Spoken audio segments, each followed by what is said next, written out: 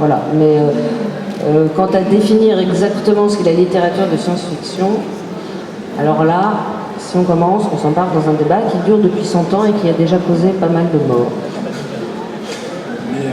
Mais si la littérature est toujours moderniste dans son appareil, dans sa manière de critiquer, de faire loupe sur la société, est-ce que la science-fiction n'a pas évolué au niveau des thèmes et de la manière de l'amener dans le récit? Puisque la science-fiction devient de plus en plus populaire, de plus en plus présente, que ce soit à la télévision ou dans d'autres médias comme le cinéma. Est-ce que écrire de la science-fiction a changé par rapport à il y a 10, 20 ans, par rapport à la critique ou à la manière de l'amener?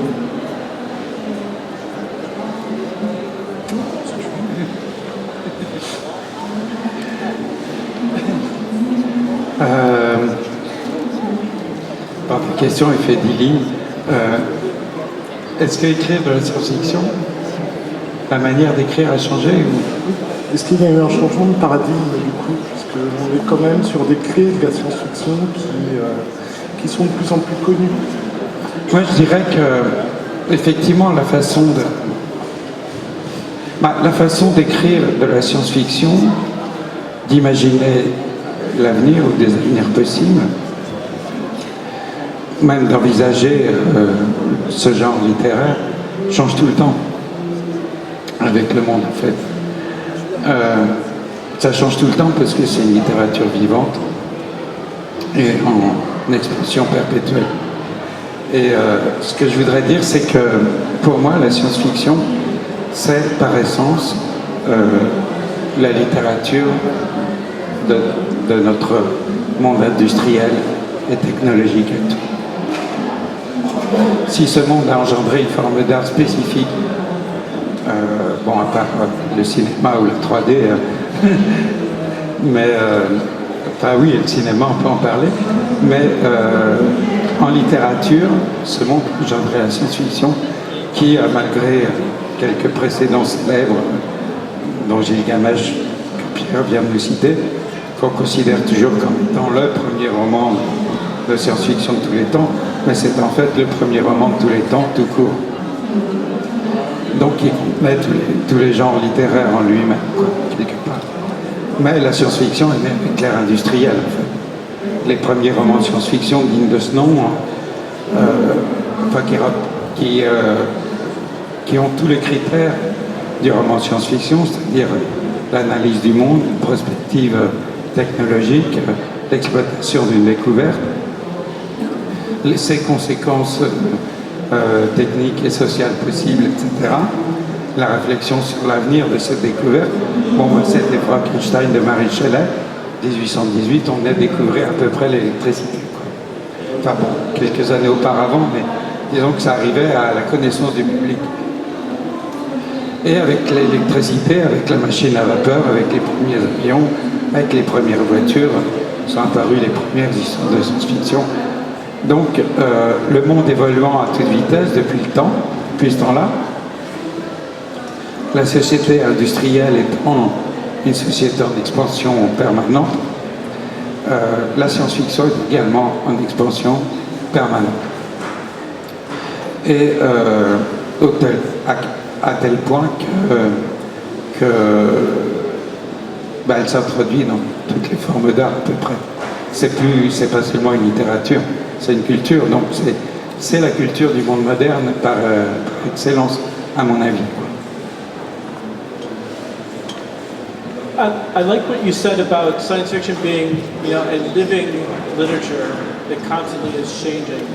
One thing I've noticed is that the longer science fiction goes on, the less you have to say about certain things. There's a compression of things you can now leave out because modern audiences do not have to have it explained to them. And sometimes you get literature, you get stories that are very compressed. Think of the short stories if you've read the short stories of Charles Stross. Those are almost impossible to read for someone 30 years ago. They're very compressed. They leave so much out about the current state of the world. They don't explain the internet. They don't explain virtual reality. They just presume that you know this information going forward. And so in that way, the science fiction writer can leave more and more out and concentrate on the particular problem that they want to deal with at that moment. They don't have to explain the entire future at all. Pierre, qu'est-ce que tu en penses? Je suis censé en penser quelque chose. Mais je déteste de plus en plus le mot science-fiction. Voilà ce que je pense. Parce que ça nous limite terriblement. Et ça nous entraîne dans des débats stériles, je pense. Je préfère nettement le mot imaginaire parce que c'est ce que je vis moi en tant qu'auteur. Je suis un auteur d'imaginaire qui peut aussi bien aller dans la fantasy que dans la science-fiction, qui peut aller dans l'Uchronie aussi bien que dans le space opéra, qui peut aller dans l'anticipation. Les cons savent tous, c'est même à ça qu'on les reconnaît, donc voilà, moi j'ose un peu tout. Et je n'ai pas de définition, en fait je n'ai que des expériences. Les définitions c'est pour les exégètes, pour les gens qui se penchent sur le fait des mouvements, qui regardent les mouvements dans le temps et qui disent voilà ça c'est tel genre, ça se passe de telle façon. Et moi je suis dans l'expérience, donc je n'ai pas du tout le recul analytique pour savoir si la science-fiction est un genre moderne ou pas, ou si c'est important ou pas, si ça accompagne l'évolution industrielle ou pas, si c'est un outil critique ou pas. Il me semble qu'il y a eu des outils critiques déjà dans l'Antiquité, hein, des gens comme Apulée, dans la littérature latine, des gens comme Platon, Aristote, enfin il y a déjà des outils critiques pour essayer de faire avancer les choses. Le cinéma, alors il y a un truc, il y a un hiatus que je ne m'explique pas du tout, c'est la différence de succès entre le cinéma et la littérature de science-fiction. Le cinéma, parce qu'apparemment il ratisse très large et que il est apparemment fondé sur des schémas aussi narratifs éternels.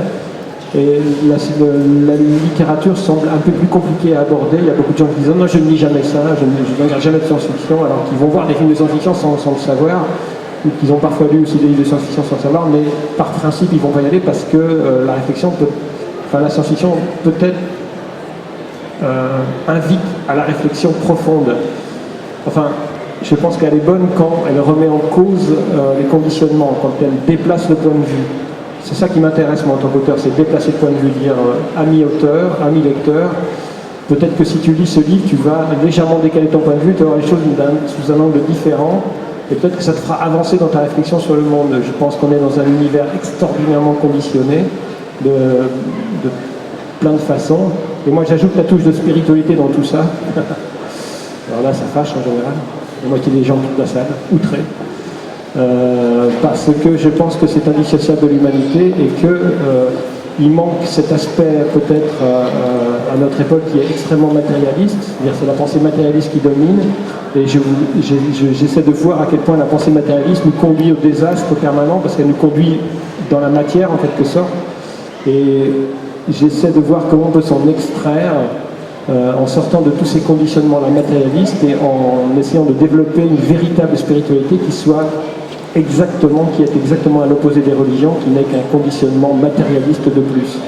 Et c'est ça qui m'intéresse moi dans le genre. Donc vous voyez, on est assez loin de la modernité ou pas, parce que ces questionnements-là, ils sont posés par Bouddha, par le Christ, par Lao Tse, par plein de gens qui ont traversé les âges et qui ont toujours essayé d'amener des visions neuves. Et nous, j'ai l'impression que nous sommes tellement prisonniers de conditionnement que nous avons du mal à emmener des idées neuves, y compris dans cette littérature dite de modernité qu'on appelle la science-fiction. Donc voilà, c'est l'essence de mon travail. Et c'est tout ce que j'ai à dire, mais je n'y reviendrai pas.